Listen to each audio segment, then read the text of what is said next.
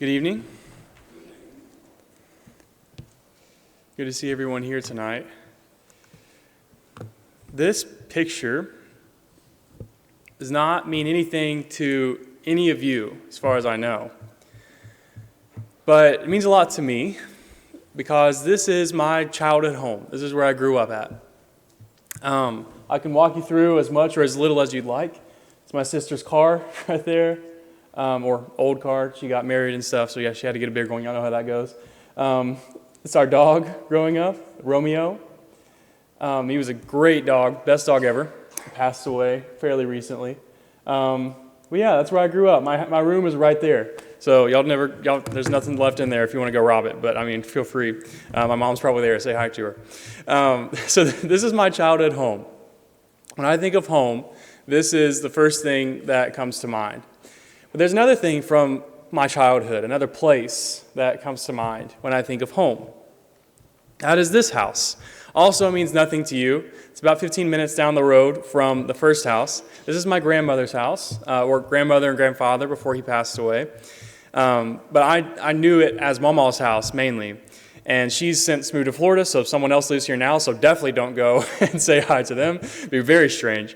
But this is kind of the second place that felt like home to me growing up. Just time spent there with our family, with my grandmother. I'm really close with my grandmother.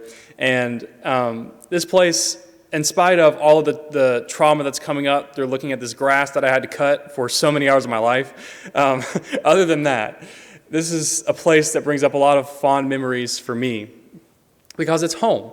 My grandfather's shop is back here. Had a lot of injuries rolling down that hill right there. It's home. Now, this place, I don't know why I didn't just take a picture of it from the front. This is where I live now. I could have just walked outside. Instead, I did the lazy thing and used Google Earth to take an aerial shot. But this is our current home, not the ones with the pools. I wish. That'd be great. We are the poolless home right there in the middle. So this is home for me now. This is what we affectionately call the shed house. So this is home. And if any of you were up here right now, you would have some places, some people that you could share about regarding the concept of home. Because home means a lot to us, right? Whether it's a literal house or metaphorical relationship where you feel at home, whatever it is. Home is a concept that we value. We say things like this, and this is our title for tonight and for the next time I preach as well. No place like home. There's no place like home. What we're going to do tonight, and we're going to tie it in next week. So this title might not make much sense for tonight, but hopefully it makes some sense next week when we tie it all together. Tonight, we're going to talk about the story of the Bible. And it's going to be a big old overview. We're going to go from beginning to, not really to the end, beginning to Jesus. And spoiler alert, we are going to Jesus eventually. But our plan for tonight is to start in Genesis and go to Jesus. So if you want, you can open to Genesis. I think all the texts we talk about will be on the screen. But if you want to look at them in your own Bible, then we'll begin tonight in Genesis. There's no place like home. I think there are 5 of these. I probably should know how many points there are in my own sermon. I think there are 5 of these. And they're just kind of loose guides for our thoughts. But the first one is this word blessing. Blessing.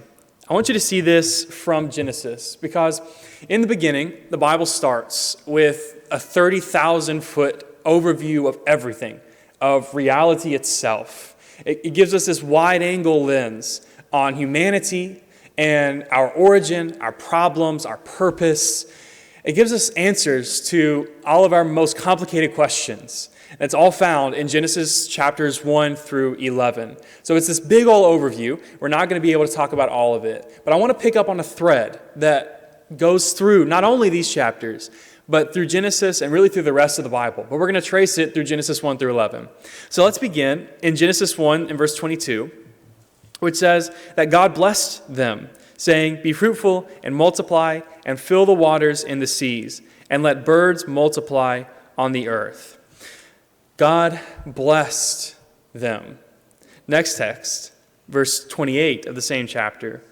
God blessed them, and God said to them, "Be fruitful and multiply and fill the earth." Chapter 2 and verse 3. So God blessed the seventh day and made it holy. Chapter 5 and verse 2. Male and female he created them, and he blessed them.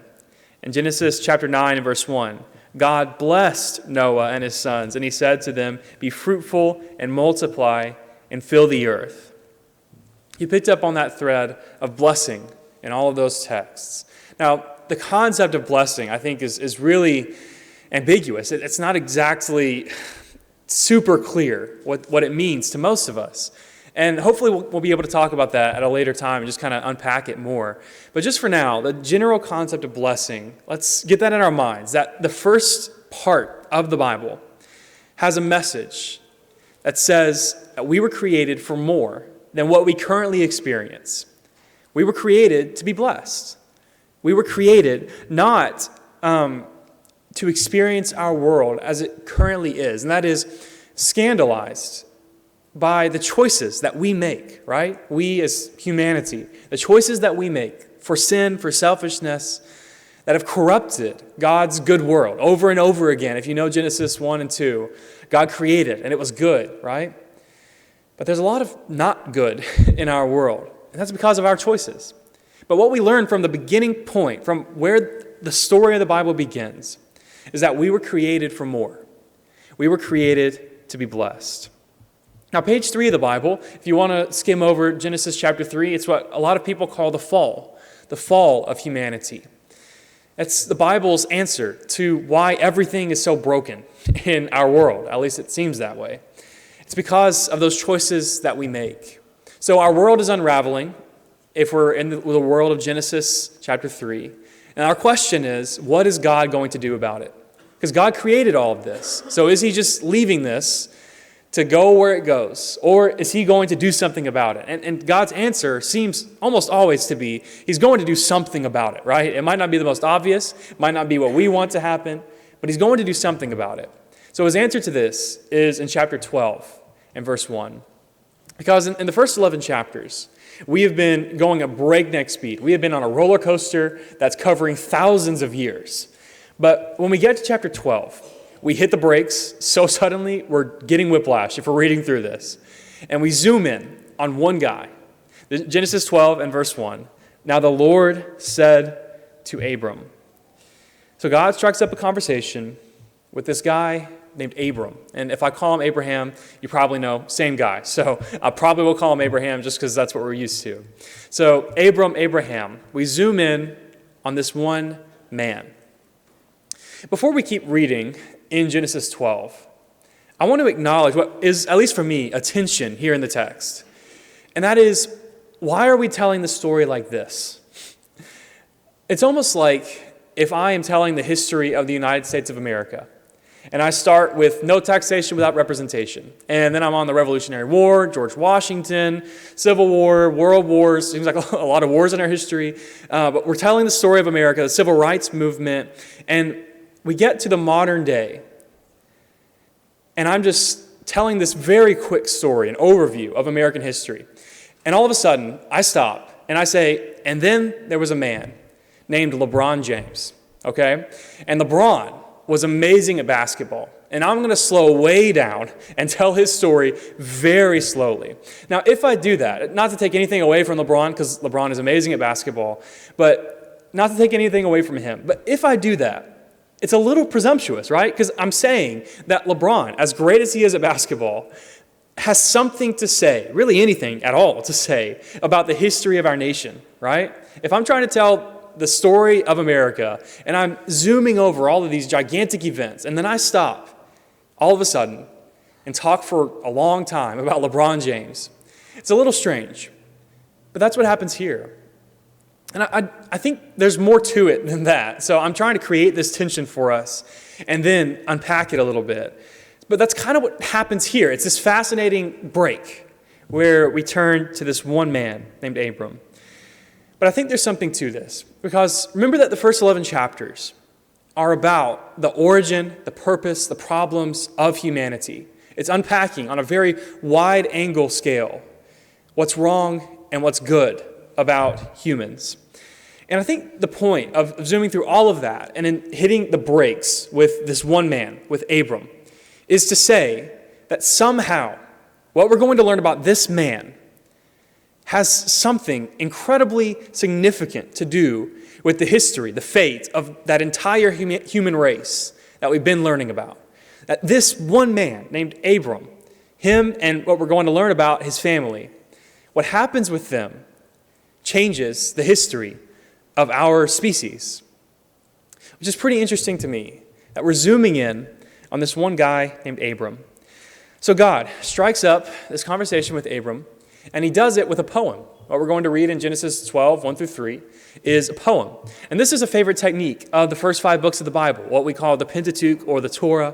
The first 5 books of the Bible do this a lot, where in these important moments, the author just breaks out in a poem. And I think this is on purpose, because when you think about what poetry is, it makes you slow down, right? If you're reading poetry, you can't just read it like you're reading a regular story.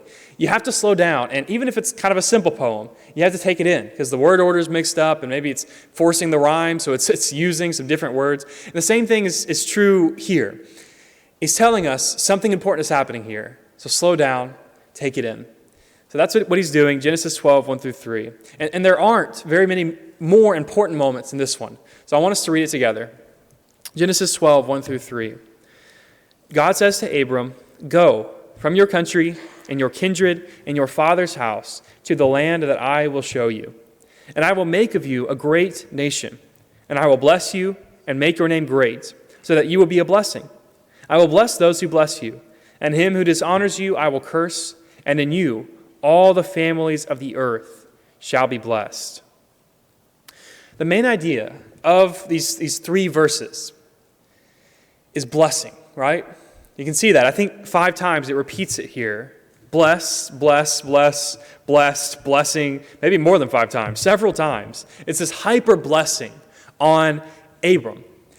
And that sounds great for him, right? Like that makes me excited for Abram, that he's getting this divine blessing.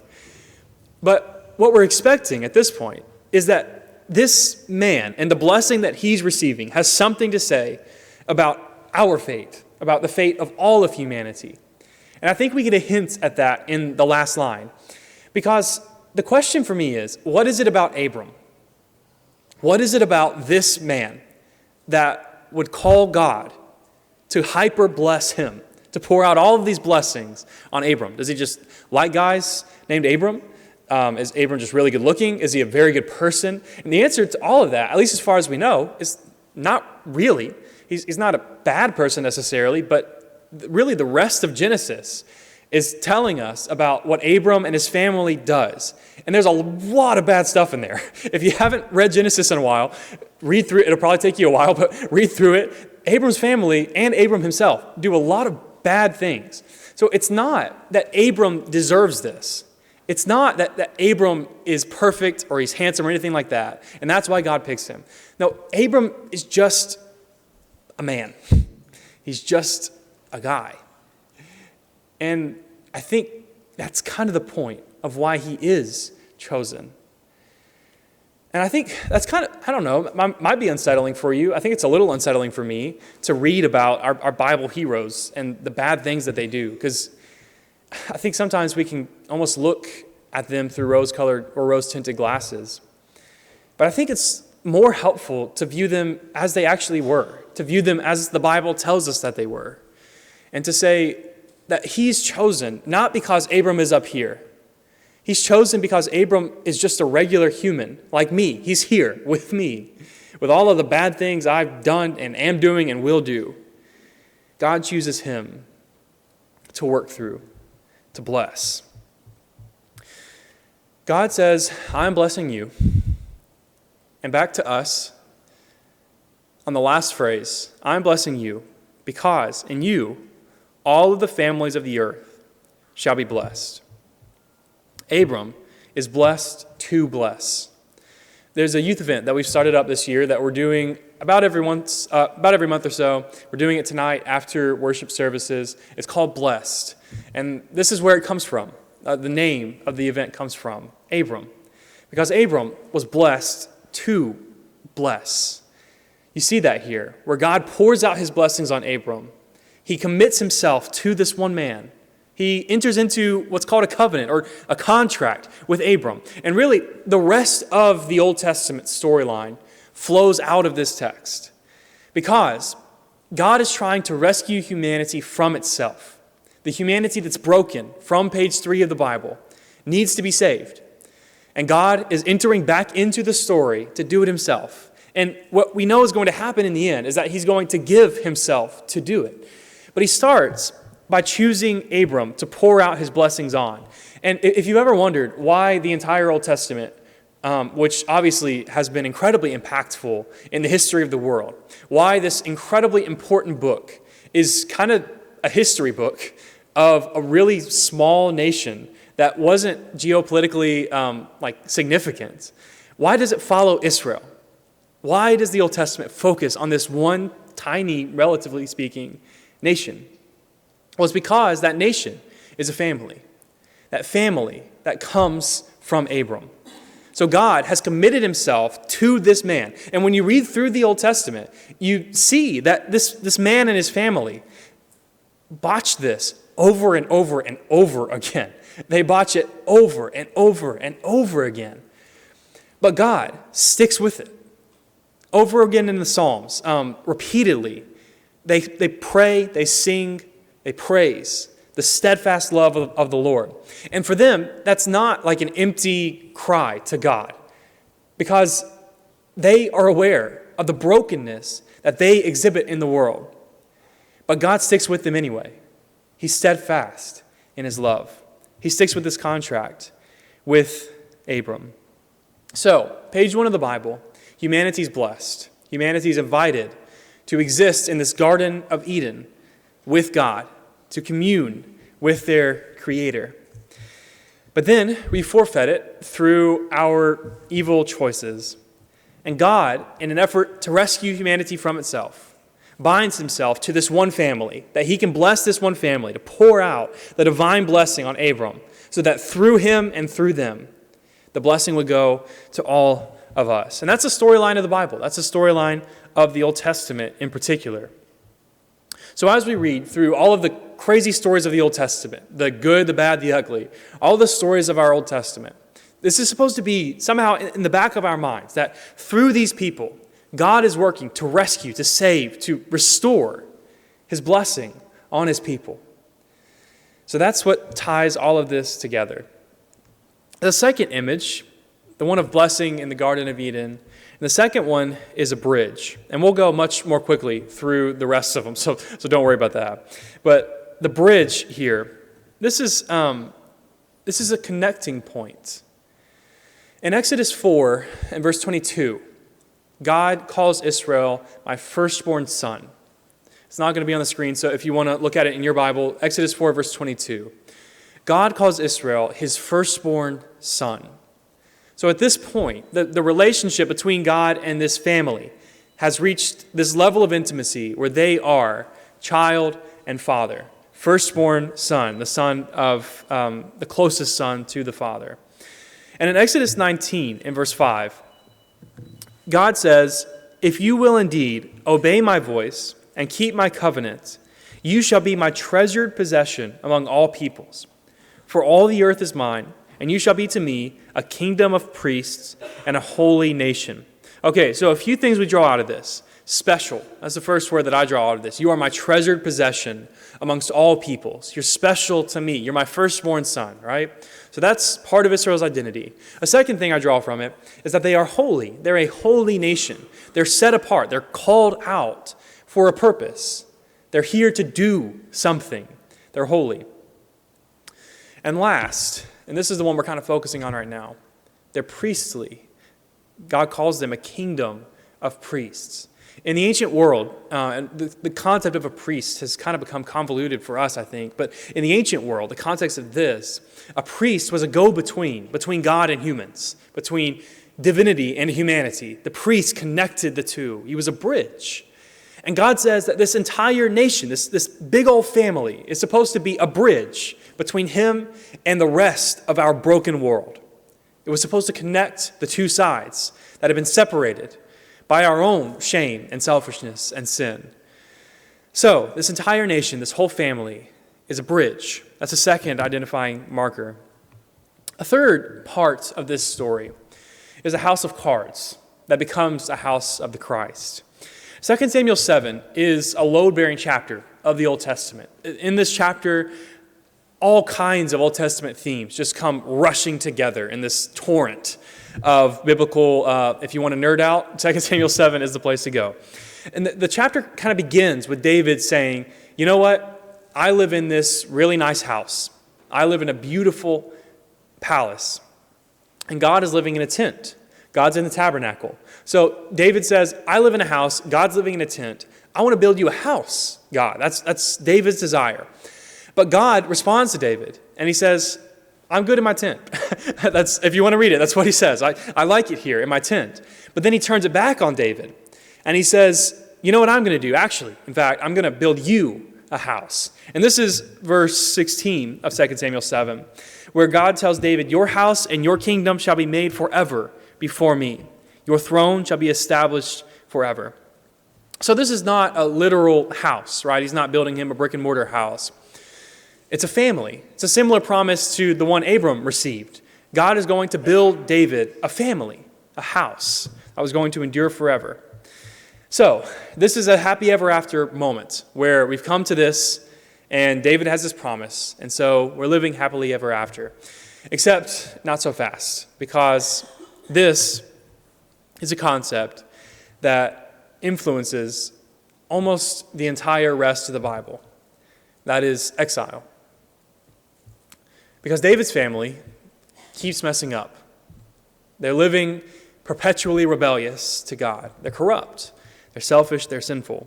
If that sounds familiar, it may be because that's how we are as well. So this house of cards keeps falling on itself. And eventually, God leaves them to their sin. This took a long time. God was very, very committed to them. But eventually, he leaves them to their sin. And this is Psalm 89, and just snippets from verses 38 through 47. But it's a psalm talking about the emotional downpour of Israel as they're ripped from their homeland and they're taken away to various foreign nations. You have cast off and rejected. You are full of wrath against your anointed. You have renounced the covenant with your servant. You have defiled his crown in the dust. How long, O Lord, will you hide yourself forever? For what vanity you have created all the children of man. There's no point to life. Why did you even create us? It's this despair. It's a despair that I think sometimes we block out because we don't want other people to have this image of us. But it's a despair that we all have inside of us, that something is wrong with our world. And here's the thing. This experience, the experience of exile, is nothing new for God's people. If we're going back to the beginning, Adam and Eve, exiled from the garden, right? Noah, exiled. I don't know if you remember this, but he had to live on a boat. He was homeless for a while. And he floated for a long time. He was in exile from what he knew. Abram, exiled, we read about it. Isaac, Jacob, Joseph, Moses. If you want to go through all of the heroes of the Bible, their origin story is exile. This is where they come from. And if we're talking about the nation of Israel, they experience exile both inside and outside of the land. Because as they're carried away in multiple waves, and as they eventually, some come back in multiple ways, they're experiencing their homeland as a place that's really a ghost town. They're experiencing their homeland not as what they've always known it to be, not as what they want it to be, but a new reality that they can't quite get control of. I mean, they're controlled by other nations, and their friends and family are scattered throughout the world. So this is a new reality that they've entered into.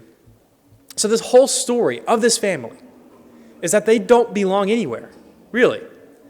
Is that they're homeless. That's the story of this family.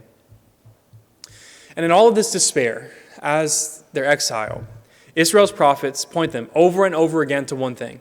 They say, God will not abandon his people. That's what they keep coming back to. No matter what happens, they hold on to that hope, that God will not abandon his people, that he's going to restore his humanity, and he's going to do it through the chosen one, through the Messiah. Isaiah 42 in verse 1, this is a prophecy Behold my servant, whom I uphold, my chosen, in whom my soul delights. I have put my spirit upon him. He will bring forth justice to the nations. So this guy, this king, this servant, is going to come and he's going to fix everything. That's the prophecy. And really, Isaiah 43 through 55 is a section that is all about saying that Abram's family could not do what God was calling them to do, that they weren't good enough. So, God appoints this representative. And to this one man, the king, he says, Isaiah 49 and verse 3, "You are my servant, Israel, in whom I will be glorified." Now remember, he's talking to a man here. But he says, "You are my servant, Israel." Now this is wrong, because Israel is a nation, and this guy is a guy. But it's right, because yes, Israel is a nation, and this man is one man. But this man is taking in himself the entire nation of Israel. He is taking on their hopes, their dreams, their victories, their struggles, their triumphs, their story. It's all coming into him, and he will represent them. And spoiler alert, this is Jesus. Jesus is the man here. Now remember, you might remember this. We talked about this from the beginning of Matthew. This is Jesus remaking Israel's story. So this is the same slide from way back when.